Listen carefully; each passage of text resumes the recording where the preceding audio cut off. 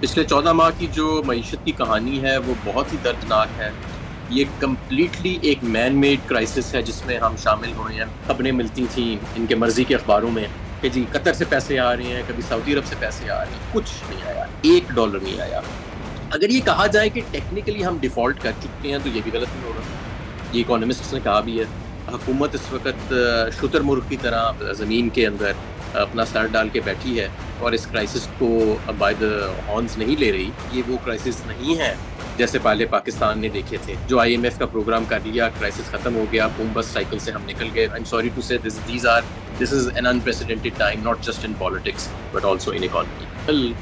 ہر ماہ ہر ہفتے press conferences کر کے پوری قوم کو آگاہ کرتے رہے ہیں. ڈیسیجن میکرز کو بھی ہم ان پہ بھی پلی کرتے رہے ہیں کہ اپنی کورس کریکشن کر لیں, اور یہ معاملات جو ہیں یہ بہت بگڑ رہے ہیں. پچھلے 14 ماہ کی جو معیشت کی کہانی ہے وہ بہت ہی دردناک ہے. یہ کمپلیٹلی ایک مین میڈ کرائسس ہے جس میں ہم شامل ہوئے ہیں. مین میڈ سے مراد یہ ہے یہ کسی جنگ کے نتیجے میں, کسی وبا کے نتیجے میں, کسی ایکسٹرنل فیکٹر یا ایکسٹرنل شاک کے نتیجے میں یہ ہمارا جو پاکستان میں کرائسس ہے یہ جنریٹ نہیں ہوا. یہ مکمل طور پہ ایک مین میڈ کرائسس تھا جو رجیم چینج کے بعد شروع ہوا. تو اس وقت صورتحال کیا ہے؟ ظاہر ہے 6% positive economic growth last year, اور آج جس طرح ثاقب صاحب نے بتایا کہ جو حقیقی معنوں میں اگر ڈار صاحب کی جو فجنگ ہے, فگر فجنگ, اس کو ہم نیوٹرلائز کریں فگرز میں سے, تو 3 سے 4% تمام تقریباً اکانومسٹ کا کنسنسس ہے کہ ہم نیگیٹو گروتھ میں گئے ہیں, جو بہت زیادہ ہے. مہنگائی جو ہے وہ 12% سے پچھلے 14 ماہ میں بڑھ کے 38% پاکستان کی 75 سالہ تاریخ کی بلند ترین سطح پر پہنچ چکی ہے. تو یہ سب کیسے ہوا؟ تو اس کا میں آپ کو 3-4 منٹ کے اندر ایک بڑا کوئک سا جائزہ دینے کی کوشش کروں گا. سب سے پہلے تو یہ کہ جب اپریل کے اندر رجیم چینج ہوا, اس کے بعد مفتاح اسماعیل صاحب وزیر خزانہ آئے. انہوں نے آتے ساتھ بہت زیادہ سنسنی پھیلا دی کہ ملک دیوالیہ ہونے کے قریب ہے, ملک ڈیفالٹ ہونے کے قریب ہے. حالانکہ ایسی کوئی بات نہیں تھی. اگر آئی ایم ایف کو آن بورڈ رکھا جاتا اور بر وقت ڈیسیجن میکنگ کی جاتی تو وہ جو سپر کموڈٹی سائیکل ہمارے اوپر تھا وہ بڑی آسانی سے ہم نیویگیٹ کر سکتے تھے. اور اگر بہتر تو یہ ہوتا کہ رجیم چینج نہ ہوتا, اس سے پولیٹیکل انسٹیبلٹی بھی نہ آتی, اور تب تو بہت زیادہ ہمارا یہ سائیکل سموتھ ہو جاتا. لیکن اس کے باوجود بھی اگر بر وقت فیصلہ سازی کی جاتی تو بہتر ہو جاتا. تو انہوں نے کافی اس کے اندر سنسنی پھیلائی. 20 مئی تک یہ فیصلہ 20 سے 21 مئی تک یہ فیصلہ ہی نہیں کر سکی پی ڈی ایم حکومت کہ انہوں نے حکومت کرنی ہے یا نہیں کرنی. اس لیے انہوں نے آئی ایم ایف کے ساتھ کوئی انگیجمنٹ نہیں رکھی. بجٹ آنے والا تھا, بہت ضروری عمل تھا, اس کی بھی کوئی تیاری انہوں نے نہیں رکھی. الٹا ہمیں گیمکری نظر آئی کہ جی لگژری آئٹمز جو صرف 1% بنتے ہیں آپ کی امپورٹ بل کا, اس کے اوپر بین لگا دیا. کبھی کہہ دیا کہ جی ہفتے میں 4 دن کام ہوئے گا, کبھی کہہ دیا کہ 3 دن کام ہوئے گا. ایسی ہمیں گیمکری نظر آئی, لیکن کوئی ہمیں سیریس ڈیسیجن میکنگ نظر نہیں آئی, جس کے نتیجے میں کیپٹل فلائٹ بہت زیادہ شروع ہو گئی.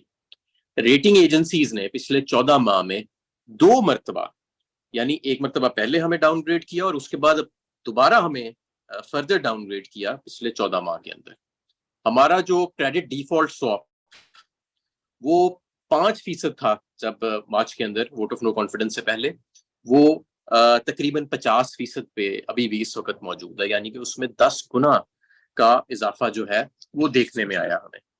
جو مین ڈرائیورز تھے ہماری گروتھ کے, ہماری جو پاکستان تحریک انصاف کے دور میں ہم industry was the main driver, خاص طور پہ ایکسپورٹ انڈسٹری جو ہماری گروتھ کو ڈرائیو کر رہی تھی. تو ایل ایس ایم ہماری ڈبل ڈیجٹ میں تھی. کیا آپ کو معلوم ہے کہ پچھلے 2 ماہ میں جو ڈیٹا آیا ہے, لارج اسکیل مینوفیکچرنگ پچھلے 2 ماہ میں 25% ہر مہینے شرنک کی ہے. پچھلے 2 ماہ کے اندر ایک میسو ڈکلائن.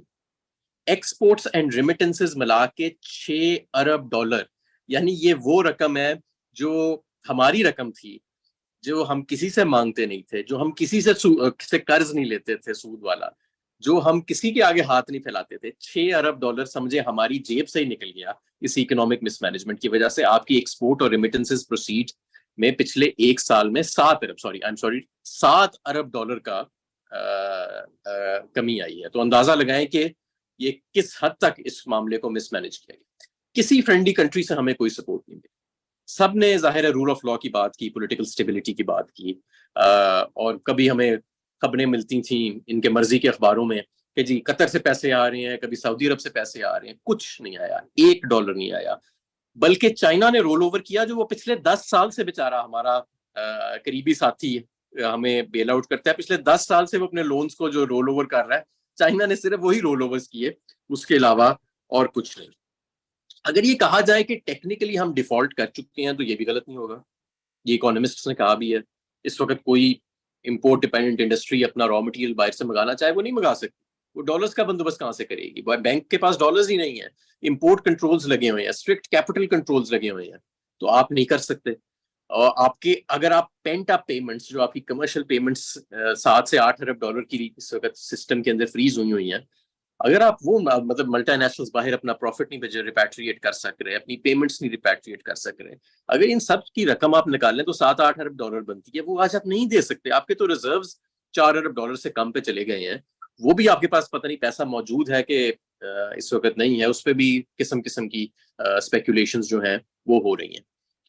اب اس سارے کے اندر سونے پہ سہاگا یہ کہ ڈار صاحب جب تشریف لائے, بڑے ان کو روب اور دبدبے کے ساتھ لایا گیا, یہ بتا کے کہ بڑی گیم چینجر ہوئے گی ان کی آمد جو ہے. تو ابھی انہوں نے ایک ریسنٹ بجٹ پیش کیا, اور پچھلے سال جس طرح مفتاح صاحب نے جو بجٹ پیش کیا تھا, جو کہ بالکل ایک آئی واش تھا, اور ان کو تمام کے تمام اپنے میجرز واپس لے کے ایک نیا بجٹ جو تھا وہ تقریباً دینا پڑا تھا آخری دنوں میں بجٹ پاس ہونے سے پہلے. تو یہ بجٹ بھی کمپلیٹ آئی واش ہے. اس کے اندر G D P growth, revenues, external financing, inflation کے نمبرز بیلنس کرنے کے لیے بکس کو جو لکھے گئے ہیں اس پہ ہمیں یقین نہیں ہے, تو آئی ایم ایف کو کہاں سے یقین ہے؟ تو یہ ایک بالکل میں سمجھتا ہوں کہ انہوں نے ایک ارسپانسبل بجٹ دیا ہے, اور یہ فسکلی بھی سسٹینیبل نہیں ہے, اور یا ایکسٹرنل فائنینسنگ کے پوائنٹ آف ویو سے بھی بالکل سسٹینیبل نہیں ہے. ہمارا جو روپیہ ہے وہ 50% سے زیادہ ڈی ویلیو ہو چکا ہے صرف ایک سال کے. 1981 سے اب تک ہماری ڈی ویلیویشن کا جو اگر آپ ایوریج نکالیں تو وہ 6% ہے سالانہ, کیونکہ ہمارا انفلیشن ریٹ ٹپیکلی پاکستان کا ہمارے میجر ٹریڈنگ پارٹنر سے زیادہ ہوتا ہے, تو اس کی ایڈجسٹمنٹ آتی ہے, اور وہ 6% کے حساب سے اس وقت 50% سے زیادہ. آپ اس اور سب سے جو سنگین صورتحال یہ ہے کہ 6 قسم کے ایکسچینج ریٹس ملک میں چل رہے ہیں. ایک جو سب سے ارریلیونٹ ہے وہ انٹر بینک ایکسچینج ریٹ ہے, جس پہ کوئی بینک آپ کو ڈالر نہیں دیتا. ایک کیش کا ریٹ ہے, ایک کابل کا ریٹ ہے, ایک کوئٹہ کا ریٹ ہے, ایک ہنڈی حوالہ کا ریٹ ہے. تو یہ 6 ریٹس اس وقت جو ہے یہ ڈار صاحب نے چلائے ہوئے ہیں اپنے کسی اکنامک تھنکنگ کے ذریعے, جس کی کوئی ہمیں تو سمجھ نہیں آ رہی, اور ایک مکمل طور کے اوپر ایک نان فنکشنل ڈیسیجن میکنگ جو اس رجیم کا ہال مارک ہے وہ ہمیں نظر آ رہا ہے. یہ میں آخر میں یہ کہوں گا کہ یہ جو کرائسس ہے یہ دس از, جیسے ثاقب صاحب نے بھی کہا, دس از unlike any other crisis that we are in now. کیوں ایسا کیوں ہے؟ ماضی میں ہمارے بوم اور برسٹ کے سائیکلز ہوتے تھے, یہ وہ نہیں ہے. یہ کرائسس سمجھنے کے لیے کہ ہم اب کس کرائسس میں پچھلے 14 ماہ میں ہمیں انٹر کر دیا گیا ہے سسٹین فری فال کے ذریعے. یہ آپ کو وینزویلا, میکسیکو اور ارجنٹینا میں جو کرائسس آئے تھے پچھلے 20 سال کے اندر مختلف ادوار میں, یہ آپ کو وہ اسٹڈی کرنے پڑیں گے, اور کیا مزری اور کیا وہاں پہ کیوس مچا تھا. خدا نہ خواستہ ایسا پاکستان میں کبھی نہ ہو, لیکن ہمیں اب پھر ہم ہائپر انفلیشن کے لوپ کے قریب کھڑے ہیں.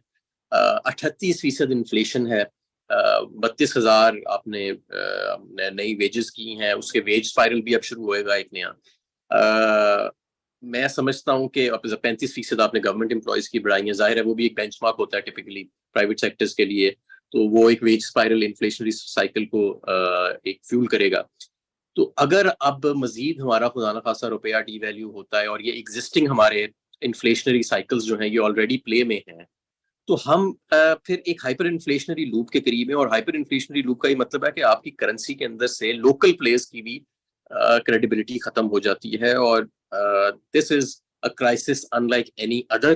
میں سمجھتا ہوں حکومت اس وقت شتر مرغ کی طرح اپنا اس کے اندر ڈال کے بیٹھی ہے, زمین کے اندر اپنا سر ڈال کے بیٹھی ہے, اور اس کرائسس کو بائی دا ہارنز نہیں لے رہی.